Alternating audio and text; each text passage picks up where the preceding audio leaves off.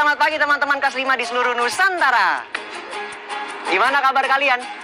Semoga kalian sehat selalu ya, agar bisa belajar baik hari ini. Sebelum mulai belajar, alangkah baiknya kita berdoa supaya diberikan kemudahan dan kelancaran.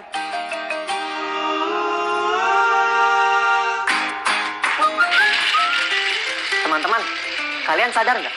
Kalau alat transportasi itu sangat memudahkan kita untuk berpindah dari satu tempat ke tempat lainnya. Perpindahan itu bisa dilakukan dengan mengendarai sepeda atau bahkan pesawat luar angkasa. Transportasi yang kalian gunakan itu dibagi menjadi dua kategori, transportasi umum dan transportasi pribadi. Coba kalian sebutkan transportasi umum apa saja yang ada di sekitar kalian. Apakah kalian sering menggunakan transportasi umum tersebut?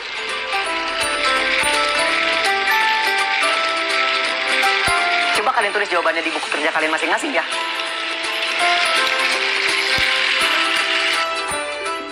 Sekarang kita amati dulu gambar ini.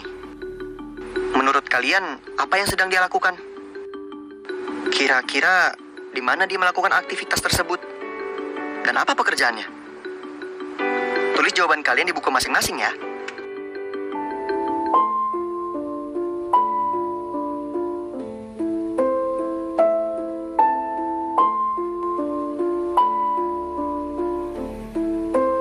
Anakku, malam ini ayah terlambat pulang saat hari jadimu menjelang. Ayah masih menunggu kereta panjang yang menembus malam mengantar penumpang. Ada kereta yang masih kutunggu. Ia terlambat sampai di stasiun Tugu. Sebuah kecelakaan di perlintasan tertentu menghambat laju kereta itu.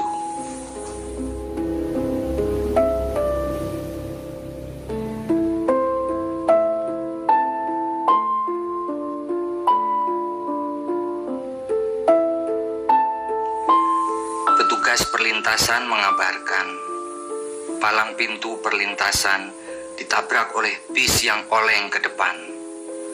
Sopir mengemudi kencang. Penumpang bergelayut dan berimpitan.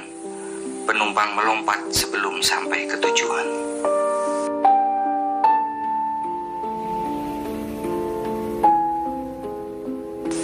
Kamu mungkin bertanya, kereta yang terlambat kedatangannya. Tapi mengapa aku kena getahnya?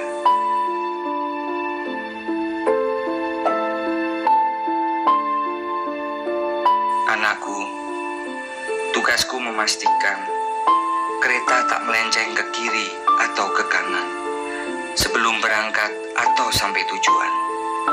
Peluitku memberi aba-aba di garis depan.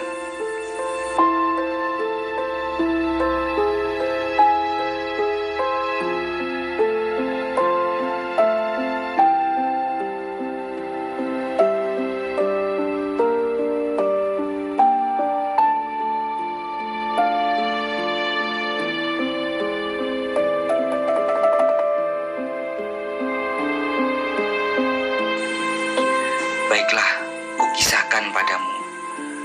Dulu sekali, penumpang kereta juga begitu.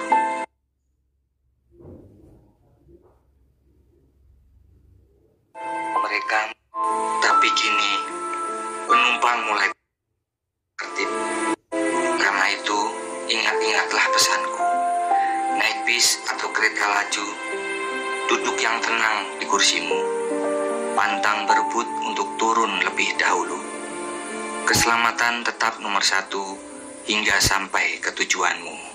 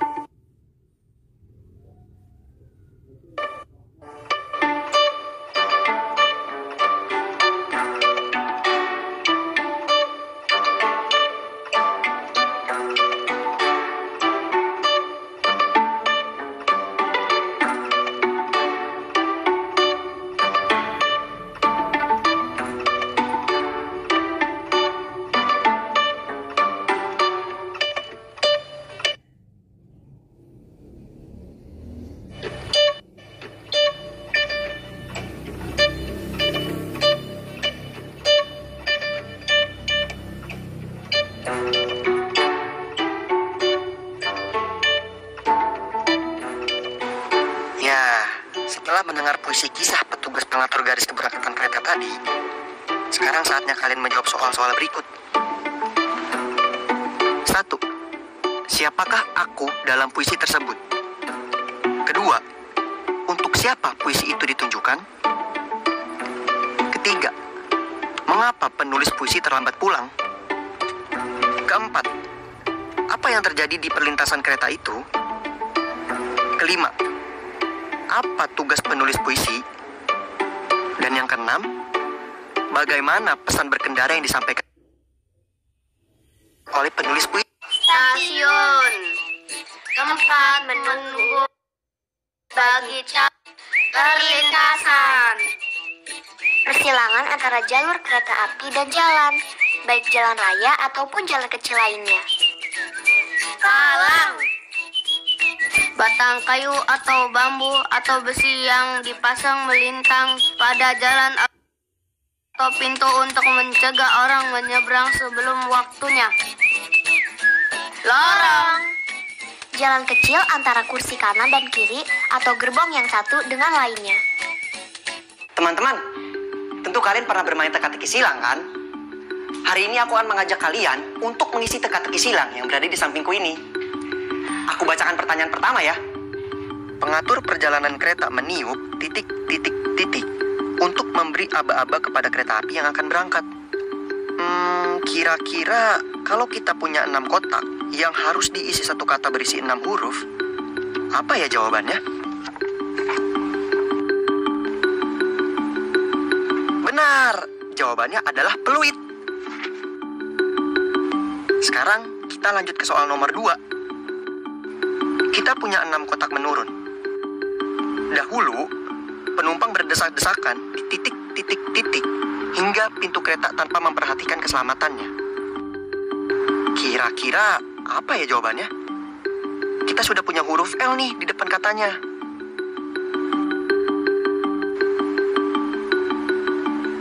Yap, jawabannya adalah lorong. Sekarang kita beranjak ke soal nomor 3.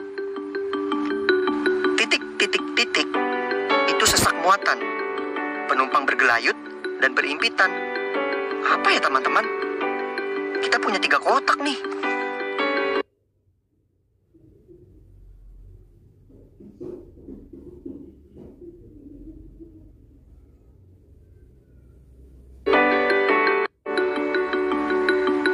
Betul sekali. Jawabannya adalah bus. Soal nomor 4. Kereta api terlambat sampai di Tugu akibat kecelakaan yang terjadi di perlintasan. Kali ini kita punya 7 kotak mendatar nih teman-teman. Tepat, jawabannya adalah stasiun. Nah, waktunya pertanyaan terakhir nih. Patah saat bus menabraknya. Apa ya jawaban yang tepat untuk mengisi 6 kotak kosong ini?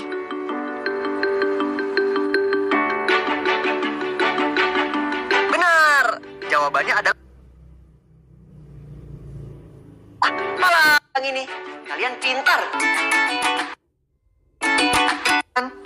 Kali ini kita akan belajar mengenai perbandingan jumlah penumpang.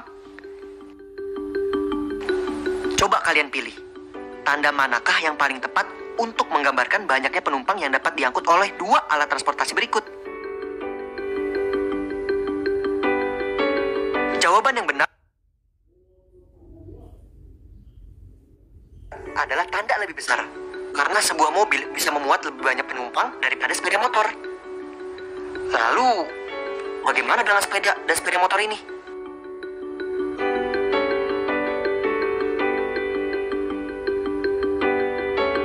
Jawabannya, sepeda dan motor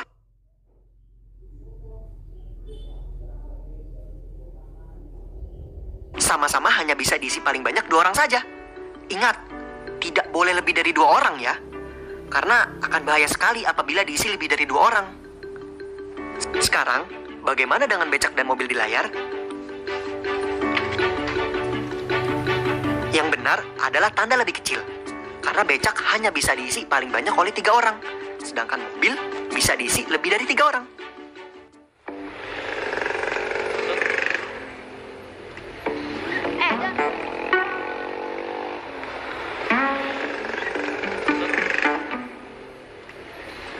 John, kenapa kamu melamun? Aku tidak melamun. Vin, kamu tahu itu apa? Oh, itu papan rambu lalu lintas, Don. Kata ayah, Pak Wali Kota memang sedang memasang rambu lalu. Bentuk dan warnanya itu disesuaikan dengan fungsinya, Don. Di Indonesia ada 2 bentuk macam rambu lalu lintas.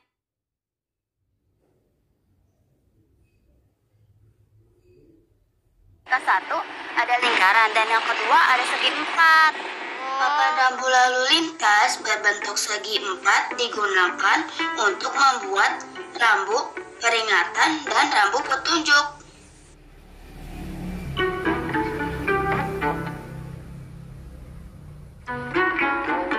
Sedangkan papan rambu lalu lintas berbentuk lingkaran digunakan untuk membuat rambu lalu lintas, larangan, dan perintah.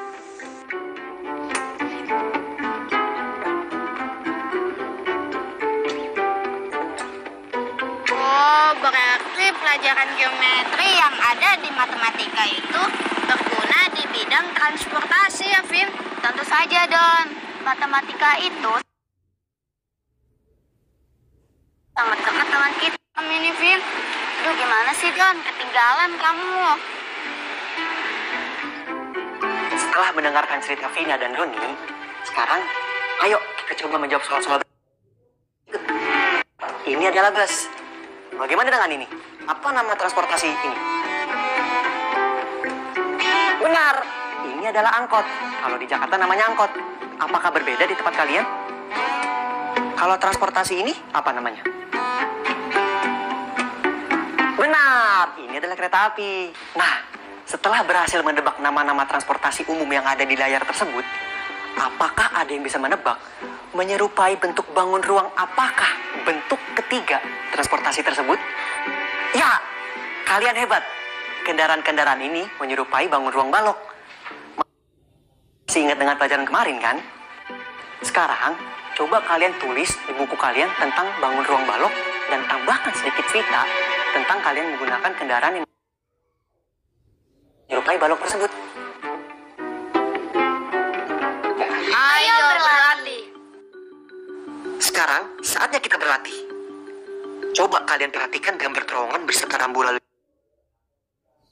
lintas yang ada di rambu itu. Artinya kendaraan dengan tinggi lebih dari 3,4 meter dilarang melintas. Sekarang kalian perhatikan gambar 3 kendaraan di layar. Kendaraan nomor berapa yang tidak diizinkan masuk terowongan yang berada di layar?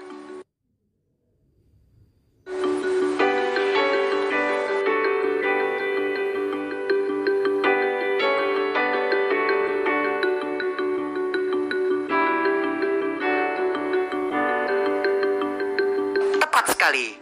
Kendaraan nomor 1 tidak bisa melewati terowongan karena memiliki tinggi lebih dari 3,4 meter.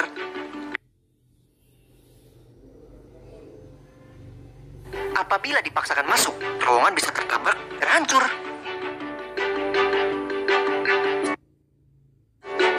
Refleksi.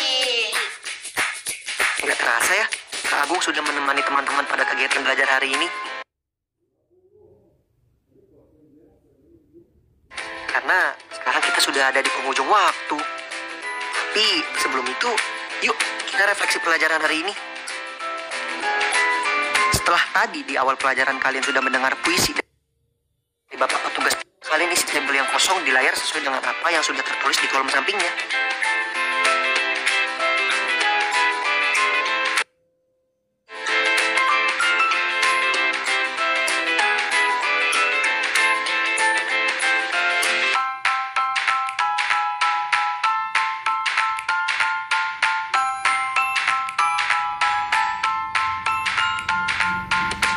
Ini dia jawabannya teman-teman.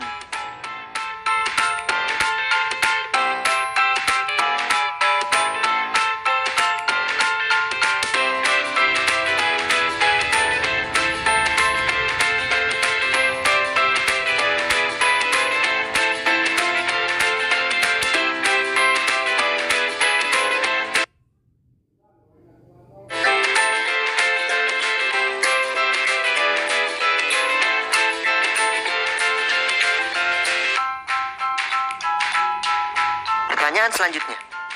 Coba kalian amati jembatan dan rambu yang ada di atasnya. Dari gambar kendaraan di layar, kendaraan mana saja yang boleh melewati jembatan?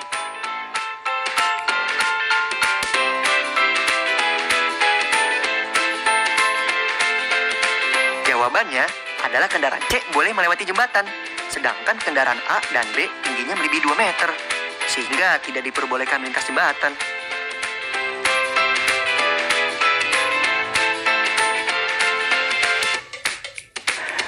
Bagaimana pelajaran hari ini? Pasti seru kan? Semoga ilmu yang kalian dapatkan bisa berguna dan bermanfaat buat kalian ya. Dan jangan lupa di-review bersama orang tua atau wali kalian di rumah ya. Sampai jumpa lagi. Dadah!